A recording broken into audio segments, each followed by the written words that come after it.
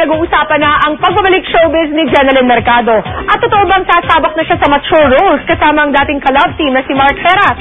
Makichika kay Lars Santiago. Matunog ang balitang balik tambalan sina Mark Heras at Jenalyn Mercado.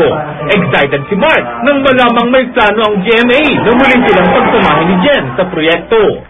Siyempre, iba na raw ang mga papel na gagampanan nila ni Jen at payag raw ang aktor na gumawa ng mature role. Compared dun sa mga ginawa namin ni Jen, sobrang ang layo na yung gagawin namin. Hindi na yung, siyempre doon pa rin yung mga love, parang ganun. Pero yung patwitam-switam siguro, hindi na. Excited na si Mark dahil sa October ay balik na sa pagkatrabaho si Jen sa pamamagitan ng paglulunsad ng kanyang coffee table book.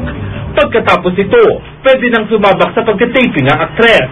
Actually, nakakamiss din katrabaho si Jen kasi huli naming trabaho yata. La Vendetta pa yata eh. Puro trabaho lang ang hinaharap ni Mark ngayon. Mag-iisang taon na raw siyang walang love life. Ang mga balitang nagkakamabutihan sila ng kapartner sa pelikulang Italy na si Rian Ramos ay chismis lang daw. Wala pa naman akong ginagawa or wala pa rin namang ligawan na nagagawa.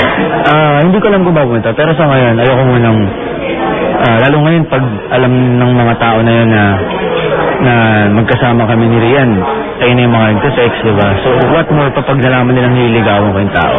Lars Santiago, updated sa showbiz happening.